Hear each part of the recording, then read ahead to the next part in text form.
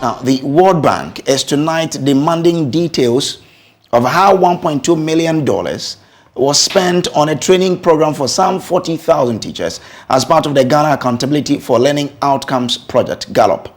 The World Bank Board of Directors in October 2019 approved a $150 million in financing to support the government of Ghana to improve the quality of education for over 2 million children in low-performing basic education schools and to strengthen Ghana's education system for 5 years. This announcement was made during the Commonwealth Finance Ministers Conference in Washington, D.C. According to the World Bank Education Practice Manager for West and Southern Africa, Hilal Dunda, the GALLOP was estimated to benefit some 2.3 million children, including 1.2 million girls from direct interventions, as well as over 70,000 teachers, head teachers, circuit supervisors, and national, regional, and district education officers. We'll talk more about the project, but it is emerging that accountability of part of the project has become problematic. We have copies of correspondences between the World Bank, the Ministry of Education, and the Ghana Education Service. And my colleague, Emefa Apau, is with me on Zoom with details. Emefa, what are we learning? First, start with the World Bank email to the Ministry of Education in January 2022.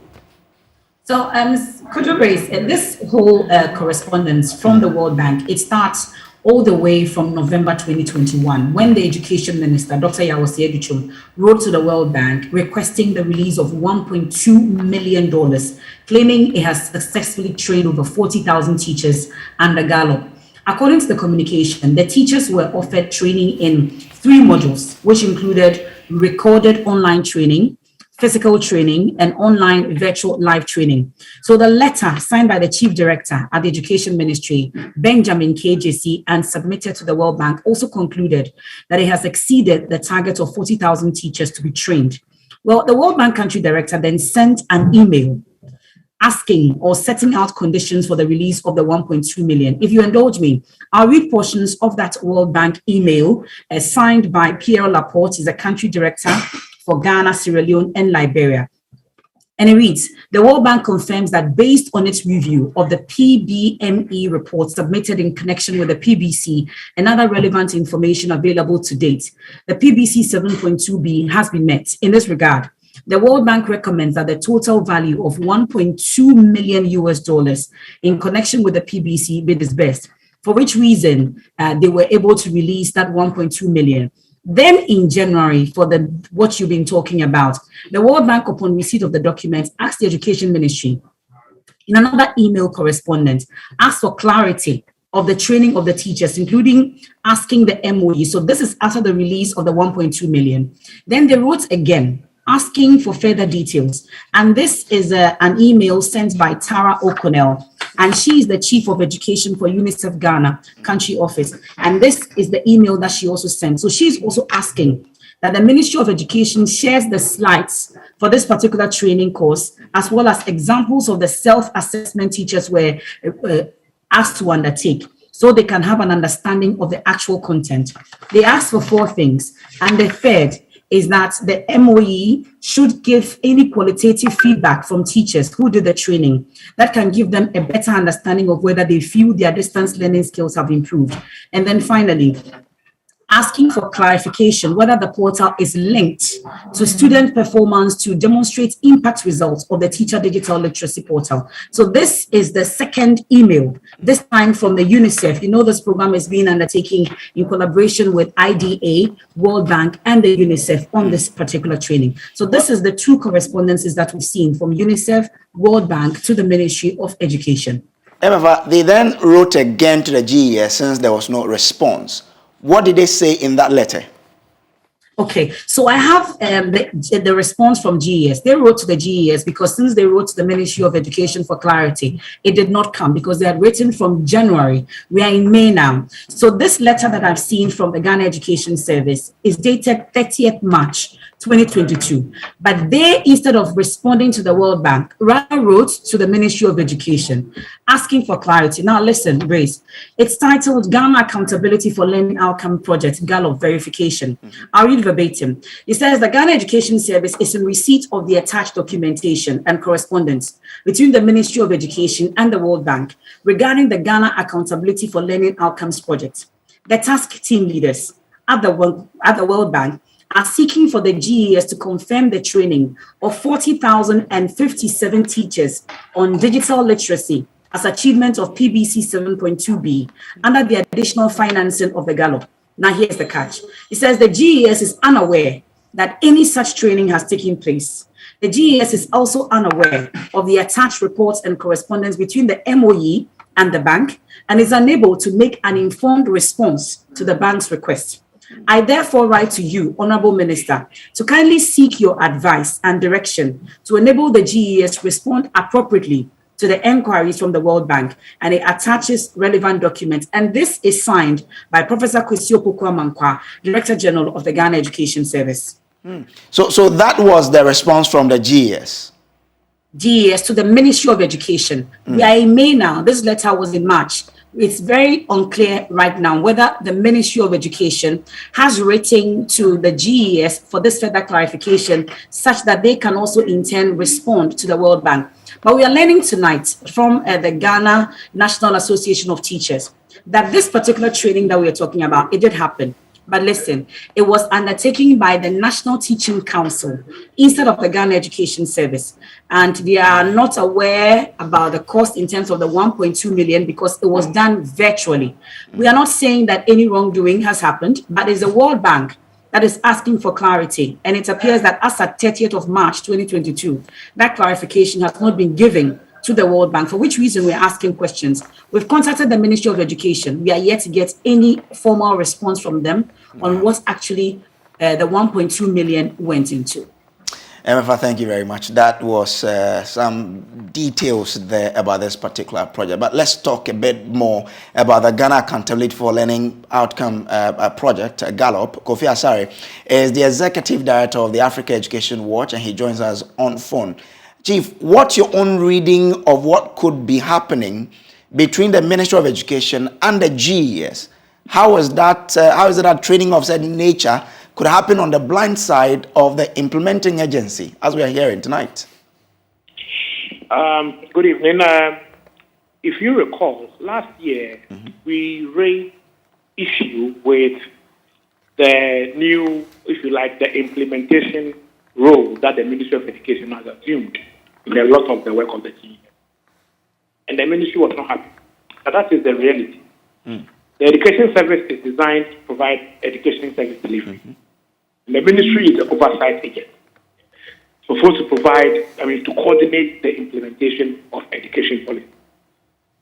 Okay. But you find that the ministry has largely become a net implementer of policy than a coordinator or developer of policy, which is not it. When you read, people at the ministry are always not happy about it. But that's the reality. The reality is that the ministry is supposed to be an implementing agency. And you give an example like Free Senior High and the Free Senior Secretariat and the way it operates, and so many other, including how Gallup has been implemented. So one, the first issue is about inter-agency collaboration and then the linkage between a supervising agency and an implementing agency, where it appears that the supervising agency is doing the work of the implementation agency. So there seems to be some power play between the two, because everybody is trying to protect their turf, and then there seems to be some interference in the turf of the team, which is leading to some level of resistance. That is what you see from far. Now, come closer to the project request. There is another challenge of opacity in the implementation of projects. Why am I saying this? Ordinarily, when government are implementing projects with the taxpayers' fund, and don't get me wrong, if World Bank is funding a project, it's an idea, it's a loan, and the taxpayers' fee is going to be used to pay the loan. Now, whenever government is financing or implementing a project, the impulsive response of government is to make every information secret from those sides. That is the important response of government. And so normally, in demanding our accountability as part of our mandate, we normally rely on reports we get from donors. But when it's the World Bank project, World Bank, within the context of their engagement terms, normally will sign non-disclosure agreements with the government of Ghana, with the Ministry of Education in this case, that information on the project will not be disclosed by the World Bank to any third party. Now, when such agreements are signed, it means that two such organizations like us will not have the benefit of a single report from such an important $15 million intervention to provide virtual learning systems and technologies and capacity building for teachers and students. Because of COVID, this is just a small part of the gallon. This is just a small part, about $15 million. So you see, because of the arrangement, the terms of engagement between the World Bank and the Ministry of Education, we are unable to get any information from the side of the World Bank in terms of progress report, implementation progress report, and then add that technical report that will give us an idea, or that will give us an opportunity to monitor how the project is being implemented. Now, last year in November, we commissioned a review of this particular project, among other COVID-related projects. And if you read our report on the page 20, we indicated that only 6% of the teachers we interviewed had received digital learning training. This was as of November last.